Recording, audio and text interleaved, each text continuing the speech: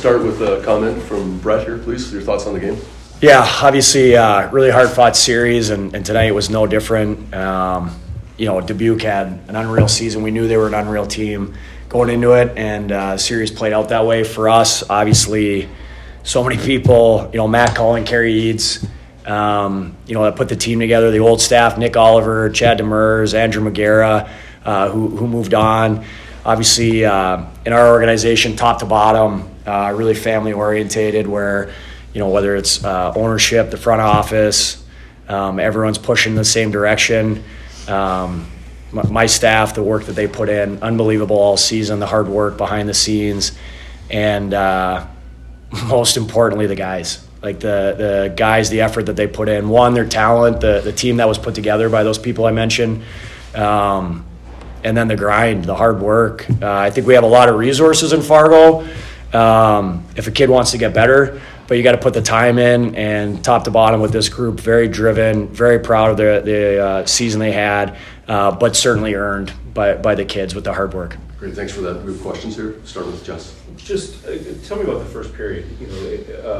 Dubuque scores early, their crowd's in it, your team takes momentum, then you had that power play at the end of the first quarter, it could have been a 2-goal lead. It seemed like such a kind of dramatic first period. How did you come out of that? Yeah, it was, you look at the series, we win the series 3-1, very tight, feel like, we're down in that game, but I did like our start and give them credit for pulling ahead of us there. But, it's credit to our guys. I think all season, the consistency in their approach to come back in that game, obviously, and then to get the lead, and then most importantly, be able to hold it.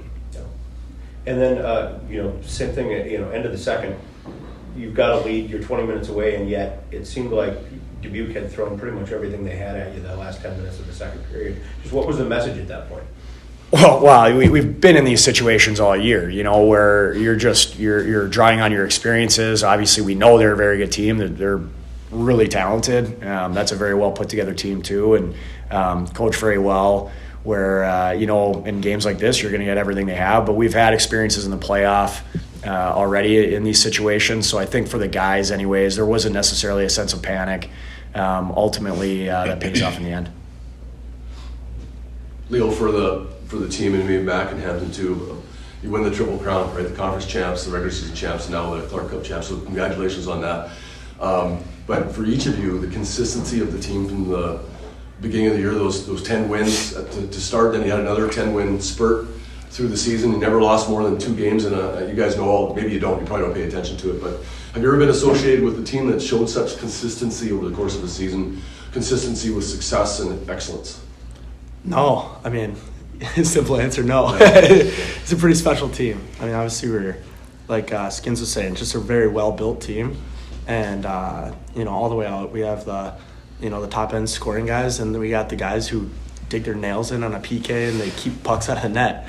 We got 2 really good goalies. It's a really special group, and it was awesome to be a part of it. Leo, I was going to ask you, last year you were part of the team that won the regular season and then didn't get to this point, just how much of a different feeling is it to put that final exclamation point?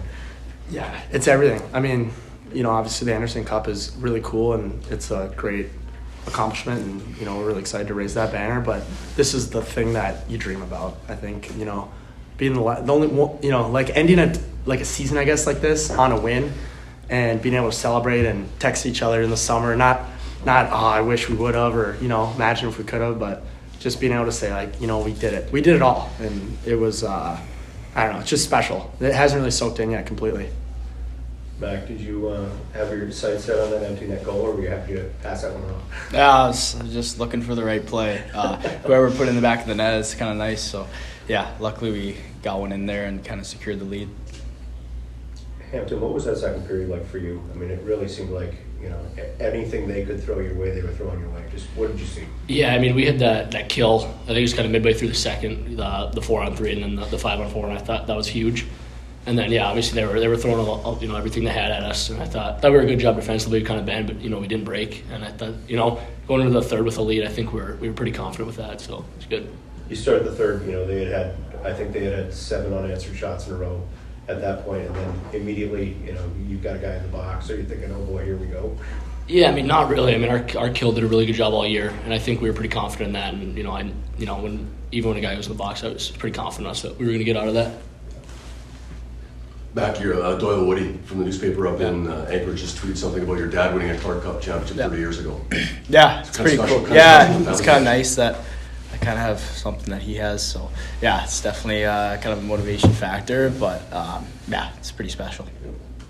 Hampton, you got a ring you can show your brother now? Say, Yeah, I mean, he won it a couple years ago, so I think if we didn't win it, I would have definitely heard about that from him.